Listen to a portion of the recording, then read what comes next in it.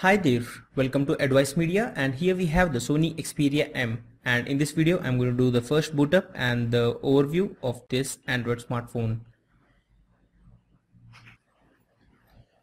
So what you see here is the welcome screen wherein it's asking us to select the options and enter the data. So let's proceed with all the options shown here.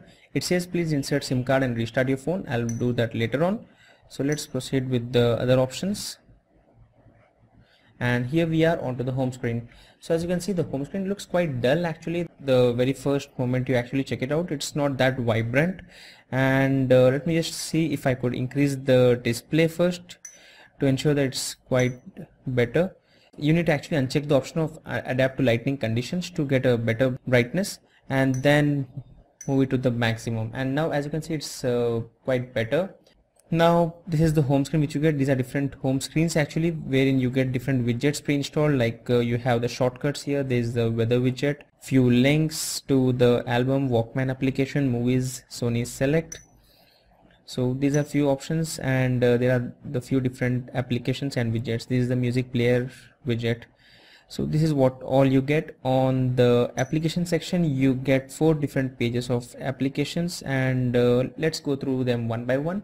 So when you check out first, you get obviously all the Google based applications, but apart from that you also get a lot of useless applications which are actually India specific, like the Paytime or the OLX and the Quick Buzz in, that's the LinkedIn, BSc Stopwatch, Bigflix from Reliance, and Evernote, Sony Live TV, Sony Music. So there are many applications which I don't really think there's a need for these applications, and actually Sony should have offered an option of just installing a shortcut to the same, and if someone is actually interested they would just click on that and download it from the Play Store.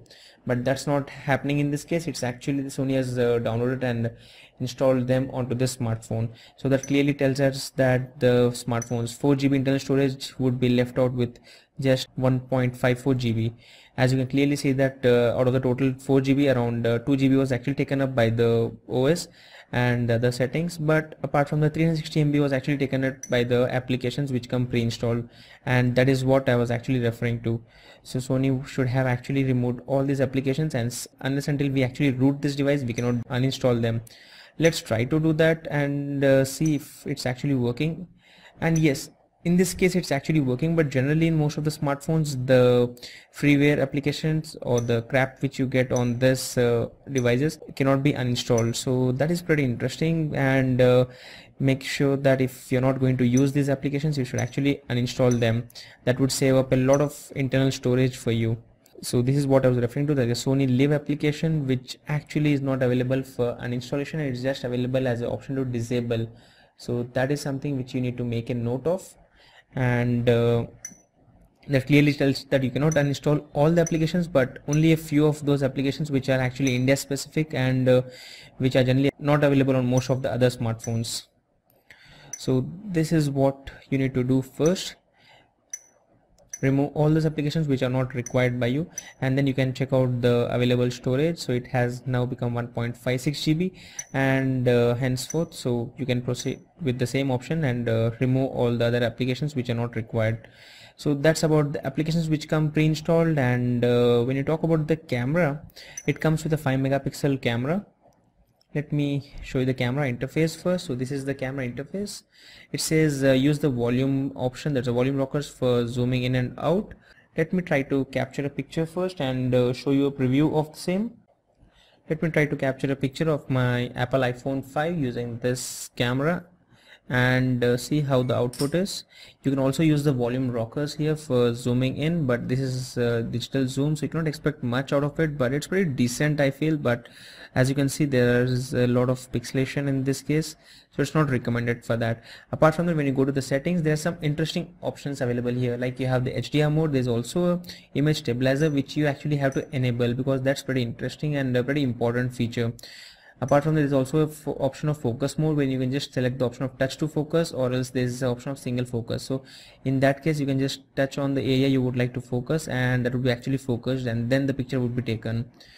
Apart from that, You can also change the resolution from 3 megapixel, which is by default, to the 5 megapixel for better quality, and also make changes to the exposure value this way, and take better pictures.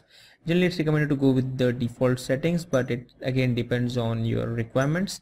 So you can also enable the HDR mode, and also you can enable few other options like the smile shutter or the touch to capture option, where you just have to enable this, and following that you can touch anywhere, like it says tap anywhere on the screen to focus and take a picture. So you can just tap here, it would focus first and then take a picture. So the output, let's check out the output of this and see how it is. So it's pretty decent enough, I would say. For this 5 megapixel camera, it's pretty decent. It's, you cannot expect much from this, but this is what you generally get. We would be actually comparing this with the output of the Samsung Galaxy Core's camera, because that's also a 5 megapixel camera, and we would see which one turns out to be better, because the pricing of both of these smartphones are on the same range. So this is what you get. This is the Sony Xperia M. As you can see, it comes with a 5 megapixel camera on the back with the LED flash, the volume rocker. There is a dedicated camera button which you just have to long press, and the camera application would directly turn up and would be ready to take a picture. So let's try to capture a picture here. Let's try to see if the touch to focus actually works, and it works perfectly, as you can see here. Let's see how the output is, and it's pretty decent, it's pretty good actually.